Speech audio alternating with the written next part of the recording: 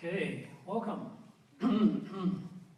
So the idea here is to give you a little bit of a flavor for the kinds of discussion we have at Pacifica, the kinds of ideas we explore. And I came in for the last 10 minutes of Joe's talk, and I was pleased to hear him talk about recent events, maybe help digest those a little bit, because I want to begin talking with you about salad, in particular kale.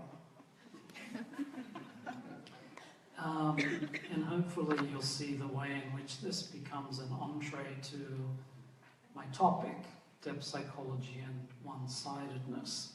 So about 18 months ago, I came across this article in the newspaper, How Salad Can Make Us Fat. And the authors talk about these behavioral studies that marketing people do, and they put these GPS devices on your shopping trolley, unbeknownst to you. And then when you get to the checkout, the items you buy are correlated to the route that you took going around the supermarket. Well, I just want to quote from this a little bit. Route data from more than 1,000 shoppers matched to their purchases at the checkout revealed a clear pattern. Drop a bunch of kale into your cart and you're more likely to head next to the ice cream or beer section.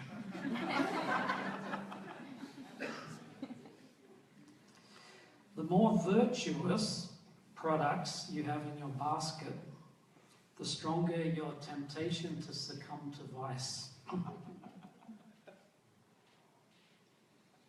And they go on with this. The result plays out in surprisingly subtle ways. For example, ordering a side salad to go with your bacon cheeseburger is a deliberate and arguably rational trade-off between pleasure and health. But consumer researchers have found that the mere presence of a healthy option on a menu increases the chances that you'll order the least healthy choice. Isn't that fascinating? You're more likely to choose French fries if there's a green salad available, a realization that fast food restaurants have profited from handsomely. So you get the idea here that there's something at work in the human psyche which tends to, what Jungians would say, compensate for one-sidedness. And this is something we live with every day because just participating in society, leading a kind of organized, structured life is by its nature one-sided. If you spend 40 hours a week sitting in a fluorescent lit cubicle, being very disciplined about your work, you're kind of serving an Apollonian sensibility. And so 5 o'clock on a Friday afternoon, Dionysus is tapping his foot, just waiting to get hold of you. And of course, for many that means heading to the bar, but for others it means simply doing something that is less cerebral, getting into the body, maybe getting into nature a little bit. But somehow or another, the psyche is organized to do this. And we find ways in life to do this.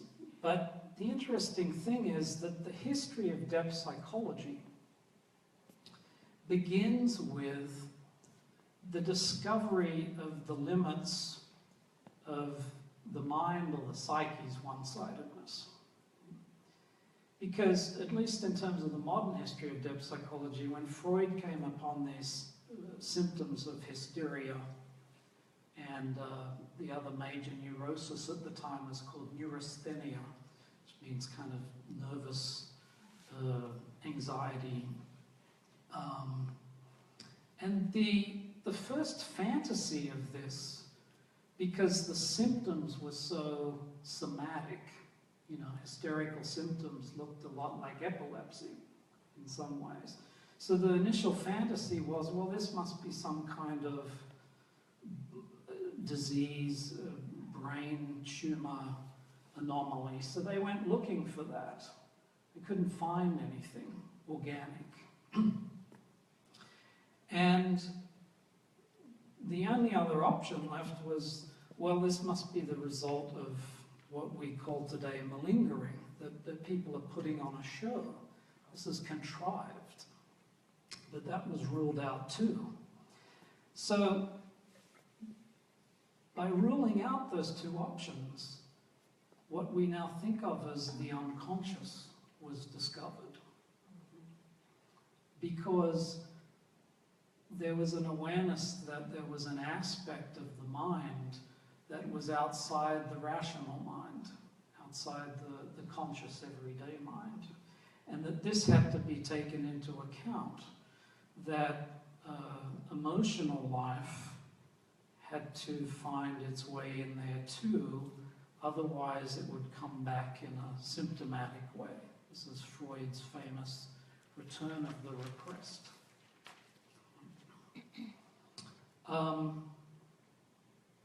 Now, when Jung came along, he had a slightly different idea here. That the unconscious wasn't just a place where these one-sided repressions were stored, but the unconscious was a sort of organized matrix of experience.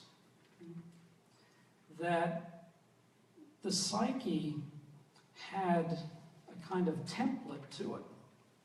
And eventually he came to see that this organization was structured archetypally, that there were these universals.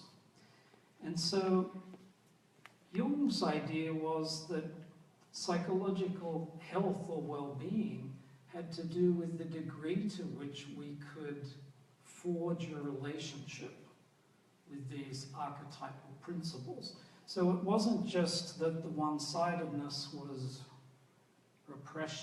repressing instinct, emotional responses. It was the idea that there were certain factors that had to be taken into account for our well-being.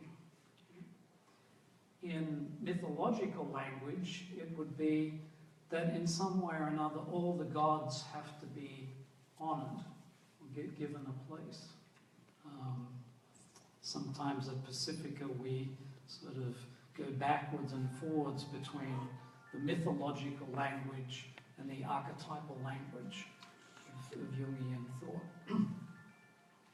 So Jung himself had a kind of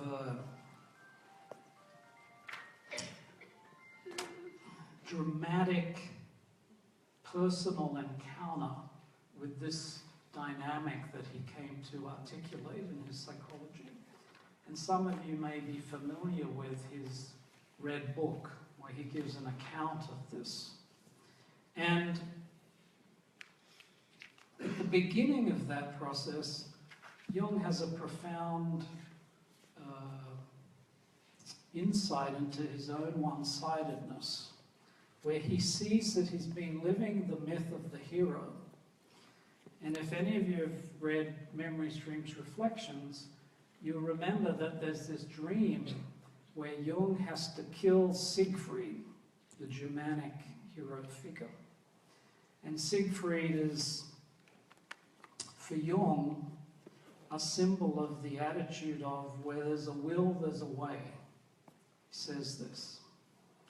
And he realizes that even though he'd been working with these patients and opening up the territory of the unconscious, that there was something wrong with his own attitude.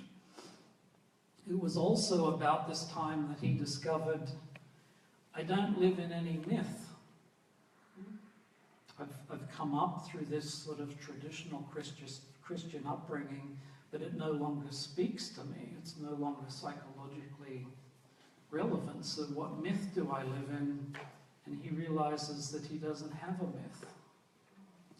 So you see, he wakes up to the fact that there are missing pieces to his psychological well-being, and he has the intuition that the path to healing, overcoming his own woundedness, has to do with recovering these missing pieces.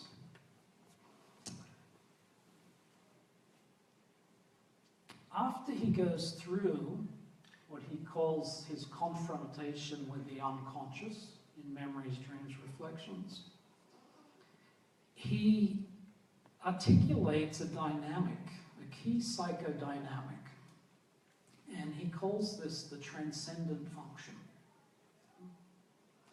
And basically he realizes that psychological life has to be a dialogue. It has to be a dialogue between the prevailing conscious attitude, right? That part of you that goes out, makes a living, keeps the rules, so forth. And then this other side, maybe the Dionysian side, the feeling side, the dreams that come to us unbidden, or maybe the nightmares, and the unbidden fantasies. That somehow or another we have to enter into a dialogue with those things. Otherwise we risk this syndrome of one-sidedness, where the repressed or discarded element comes back symptomatically, where it comes back compulsively or obsessively. You ever notice that if you don't listen to that little voice in the back of your head, it starts to grow louder and more insistent? And that it's not a matter of necessarily going along with the voice, but it's a matter of giving it space, acknowledging it, giving it room. I think this is why a lot of people journal, right? So that you can give space to the experience that comes in from the margins. Now the difficulty is that is very often very much opposed to or incompatible with what Jung would call the habitual attitudes of consciousness. And so there's this phrase that you're going to hear when you come to Pacifica, holding the tension of opposites. This is like a Jungian mantra. And the idea is that you consciously enter into that conflict. And at its most creative, it then becomes a dialogue, a conversation. I think it's fair to say that Jung's whole psychology comes out of this one particular dynamic. Because it's not simply balance that results. What he found out is that the psyche itself has a kind of creative way of offering up a third path or a third principle that overcomes the original conflict on its own ground. And I can't talk about this without remembering a profound example that will maybe resonate with you. Many years ago, someone who ended one of our programs began by coming to one of these information days. They'd driven up from LA, and they'd spent years getting Pacifica catalogs in the post, and they were steeped in Joseph Campbell, read Joseph Campbell for a long, long time. And they thought to themselves, wow, I just love to come to Pacifica, do this mythological studies program, but of course, I've got the 2.2 kids, the mortgage, the job that requires a lot of time, and here are the two sides. And this went on for a long time. So then he decided, I'll come to one of these information days, check this place out. So he did, he had a good experience, he thought, I've got to do this study, it's like my calling, my passion. But then he's driving back to Los Angeles, down the 101, and all those practical things come back into his mind. And it's stop and go traffic. You know what that's like? You have to pay attention. But his mind was quite captivated by this dialogue. And all of a sudden, the traffic came to a halt, and he was a little lost in his thought. And there was this huge truck in front of him, and he looked up, and it was right there. He had to slam on the brakes. He jerked like this, and when he jerked up on the back of the truck, it said, "Go with Campbell."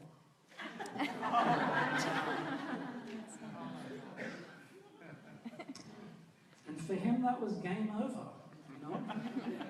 That was like a synchronistic event. It was the awareness of a decision being made over his head, in a way. And we look for that, don't we? We look for those signs, those indications that come from another place. And that's what Jung was getting at with this idea of the transcendent function. It's that experience of a symbol or a dream or a synchronistic experience that comes from another place.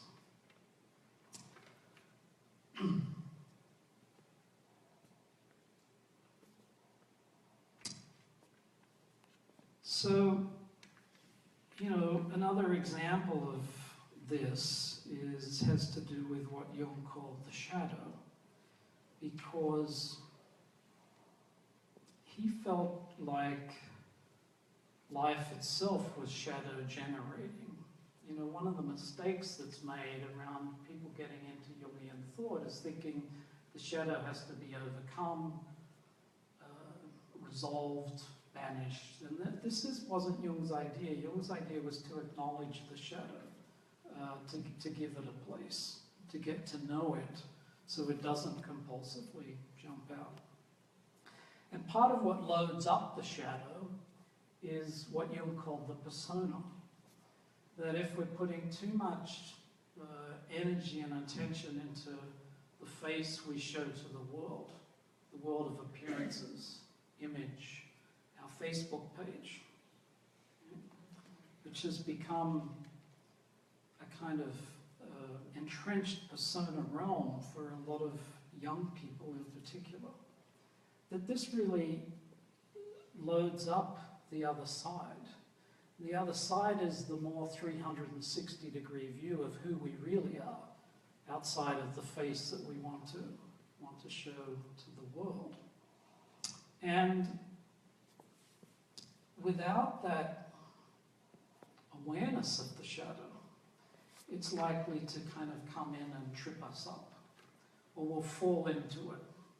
We see this very often with people who have a lot of investment in the persona field, and they end up living a little bit of a secret life on the side. It's very much a syndrome of people in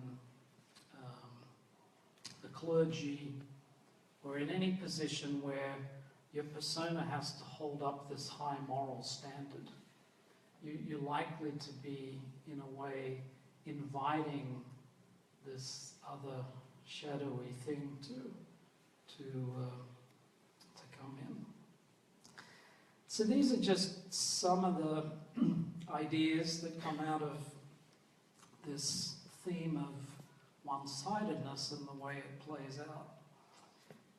And for Jung, what it added up to was the idea that the principle of psychological health or well-being has to do with what he called wholeness, or taking into account one's totality.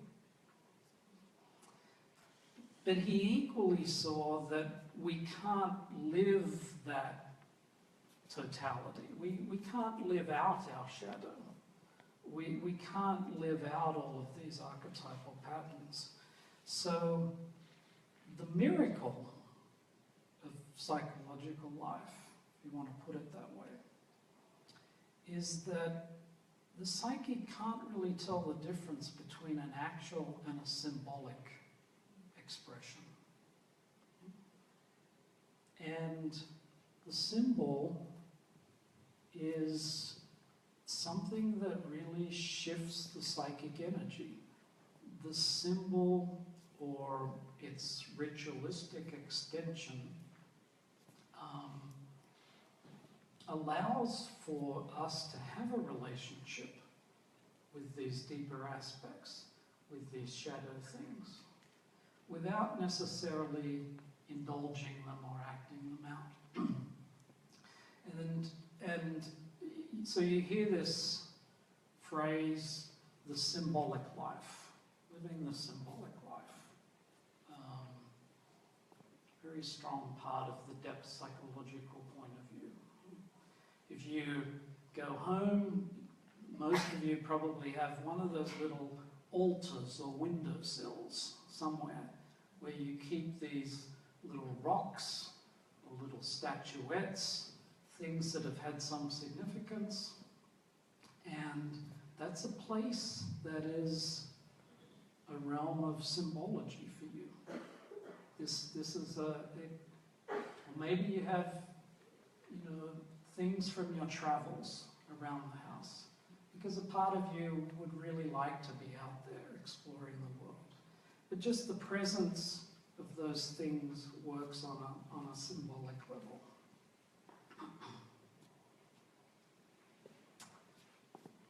Okay. My interest is in extending these ideas into the culture and to find out about where the culture is one-sided, because the culture, society, is inevitably very one-sided. It tends to go through these pendulum swings, as we've noticed. And in a way that's natural, but in another way it's dangerous.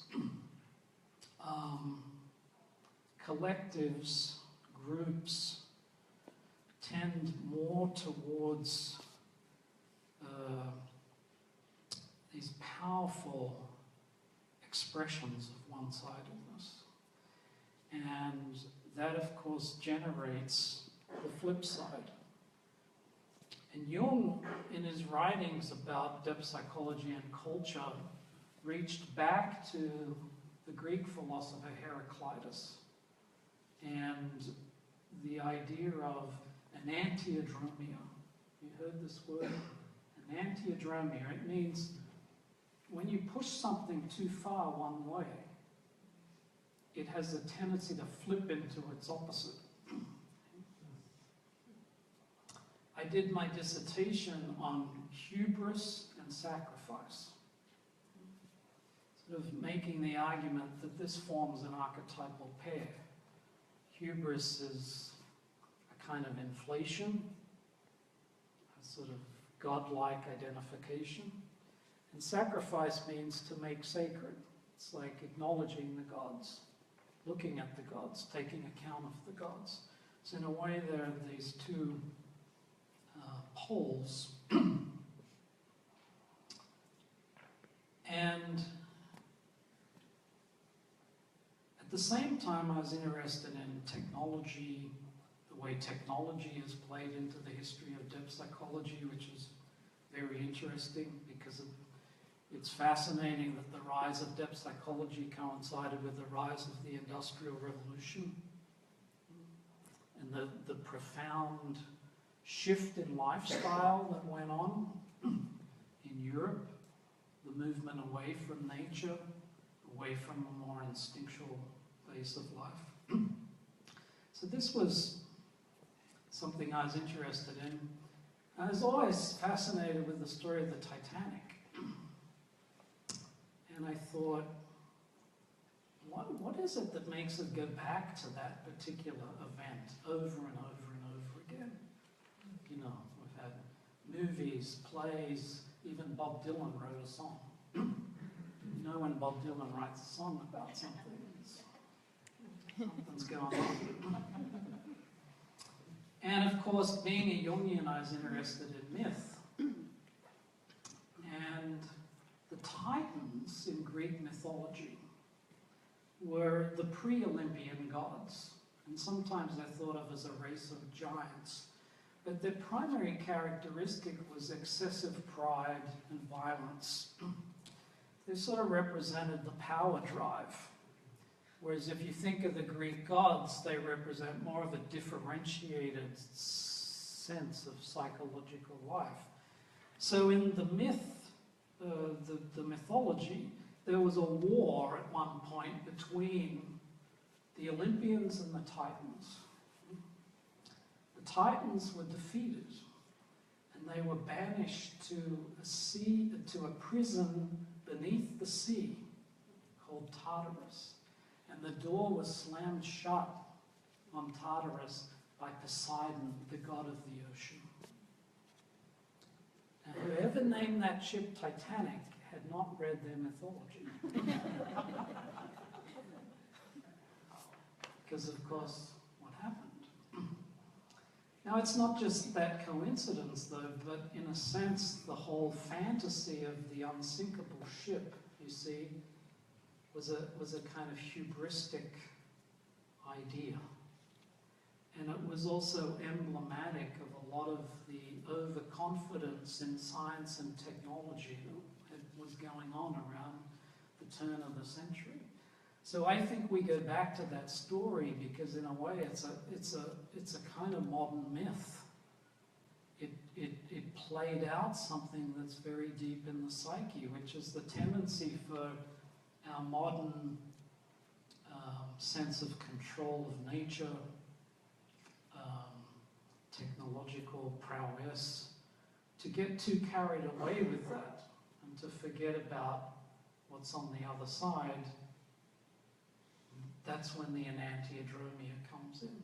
That's when the unsinkable ship sinks. And think about the way that same story plays out again and again and again, particularly around the overconfidence in technological solutions to things, the Deepwater Horizon, Hindenburg, Challenger. Think about the recent recession. What do we call those people on Wall Street that earn tons of money? Wall Street Titans. Wall Street Titans. So this Titanism that is in the psyche, this raw power drive, always has the potential to come back in. That's an interest of mine. Another example, I think, which is very much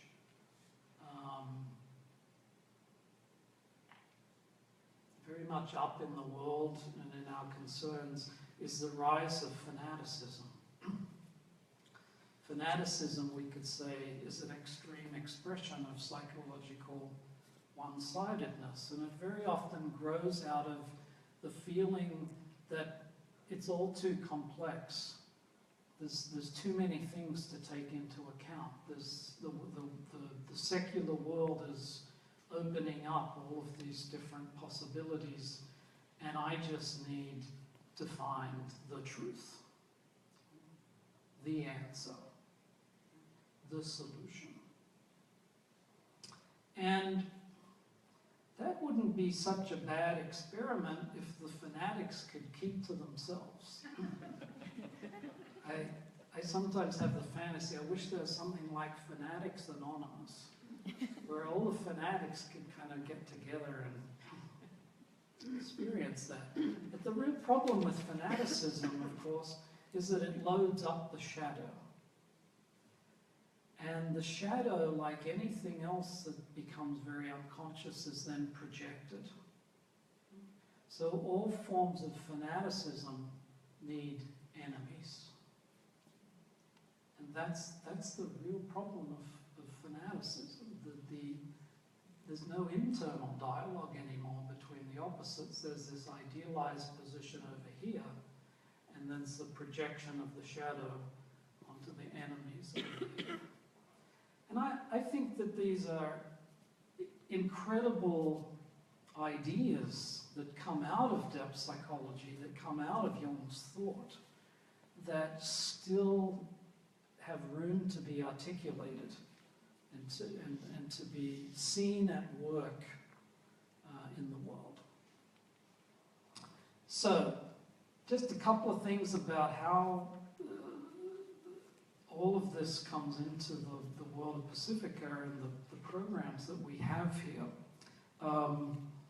One thing to say is that depth psychology, and particularly the way Pacifica hosts it, is much more aligned with the humanities rather than the hard sciences in particular. The social sciences to some extent, but particularly the humanities. And if you think about that idea of the symbolic life that I was talking about, you see how important that becomes to have an education that brings in literature, the arts, popular culture. Because this is where the imagination is trained. This is where you begin to have a repertoire of images and symbolic possibilities which creates room for the psyche to have expression, to have a place. So this would be a common thing to all the programs, even in the clinical program. I think it's fair to say, you training to be that clinical psychologist, you are at the same time having a vision, learning about a vision of the psyche that's rooted in the humanities. As Joe mentioned towards the end, what goes hand in hand with that is a sense of cultural diversity. It's a very important value to Pacifica because it relates to this idea of the totality of the psyche. Jung went to the East because he found Western religion to be one-sided. People nowadays study indigenous traditions because they find something there that is not in the typical westernized spirituality. It's not just political correctness. It has to do with being able to adequately host the panoply of psychological reality, Jung would call it. We also put a lot into thinking about the psychology, not just of what we see, but the way we see. If any of you have read James Hillman, you realize that his psychology is very much a psychology of perspective. It's a psychology of constantly becoming aware of the fantasy that you are in, the ideas that you don't have, but they have you, waking up to that. So we're trying to train ourselves to be aware of the glasses that we have on, looking at what's going on with things. And then also, Joe was addressing this, Pacifica, even though these are academic programs, even though we're interested in scholarly pursuits, you can't engage the psyche without making room for actual lived experience. These are very psychoactive ideas. So there's a lot of encouragement that there's a parallel process going on to the learning that you're doing here, which has to do with your own psychic development, your own individuation process, as Jung would describe it. So, they were the thoughts that I wanted to share with you, And I think the idea was for us to take maybe 5 or 10 minutes and just chat a bit. If you had questions or comments, or you just want to digest a little where we've been, that would be great. So we've got a little time for that. Just open it up. Yes? I just wanted to share with all of you something that I found fascinating. I am not a Mormon,